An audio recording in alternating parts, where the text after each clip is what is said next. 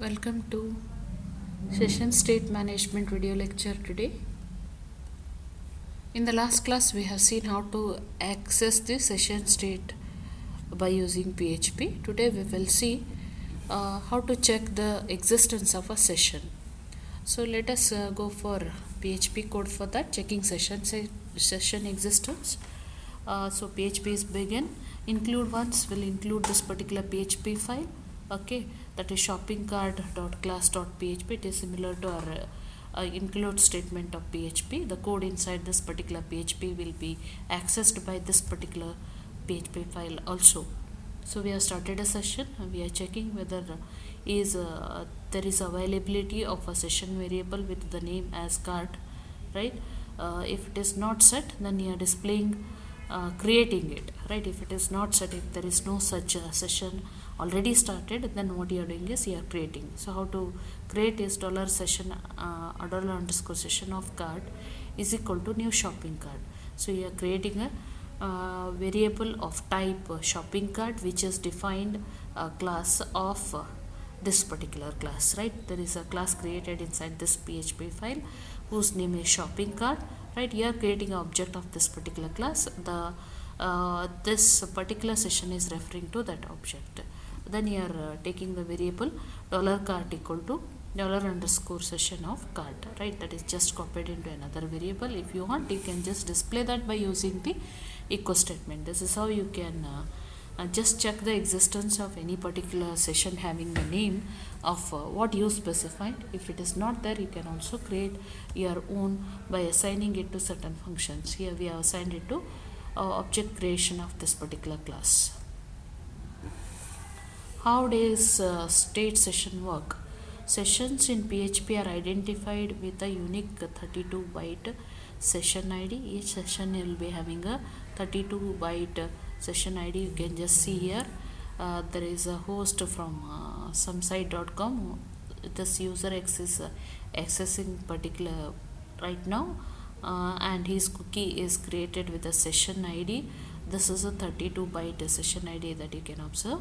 This is 32 bits long. For storing each of them, 1 byte of data what memory is used, stored in binary format, as you know that. So these are the ASCII characters. They are represented by 8 bits. So totally 32 bytes are used for session ID representation.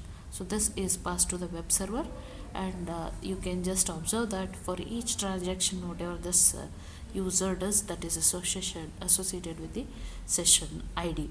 And you can just make observation that even though the same server is accessed by another user somewhere by user Y, the same website is accessed, his session ID is different. Similarly, session ID for chat user is also different. This is how uniquely the web server is able to identify different users through the session ID. So this is transmitted back and forth between the user and the server by means of a session cookie itself, so that user or server can identify who is the user sending the request for which particular website, and how this is how they manage different state variables through the session cookie session ID of that particular user being created. How does state session work? For a brand new session, PHP assigns an initially empty dictionary style collection that can be used to hold any state values for that particular session. When it goes on accepting or making changes to that, then that is filled with the values whatever the user has provided or whatever the user has accessed. When the request processing is finished, the session state is saved to some type of state storage mechanism that is called as a session state provider. When a new request is received for an already existing session, the session's dictionary collection is filled with the previously saved session data automatically. So you have observed this, that when you are logging into the same system second time for the same site, or if you are filling the same kind of form, then you are able to see the previously filled data into that. This is how it is capable to extract that data, which is from the session cookies managed by the browser through the server. Session storage. It is possible to configure many aspects of sessions, including where the session files are saved. The decision to save sessions to files rather than in memory addresses the issue of memory usage that can occur on shared hosts as well. So it is persistence is between restarts. Like whenever you restart, a new session will be started. So inexpensive web hosts may sometimes stuff hundreds or even thousands of sites on each machine. A server's memory may be storing not only session information but pages being executed and caching the information. So this is one of the issue, that the memory usage for each session has to be, because for each of them one session file is created. That's why we say that if number of users are increased too much, then the processing becomes slower. This is the reason, because for each user a separate amount of memory is created in order to store the session details of that particular user. So as it goes on consuming more memory, obviously it has to process all those. That's why it becomes slow when too many users are connected simultaneously. So we'll see application and server memory for storing the session details. So this is the server memory, you can observe. Like this is showing you the example of a Linux OS, right, in which you have Apache PHP threads, other Linux processes may be stored, and this is where the PHP related information is stored. You have a site AAA in the same web server, then there are say 3 users accessing that. For all of them, some files are they are accessing certain files, their details are stored in this.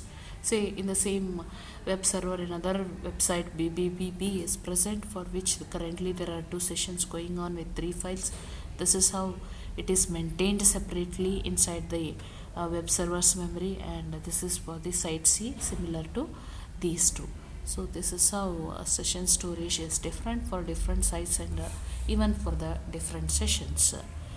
High volume consideration for the session storage that we'll see here. So higher volume web applications often run in an environment in which multiple web servers are serving the request. This is because if you are making use of only one server, and it can handle certain requests at a time only, isn't it? You have already learned this concept in operating system also.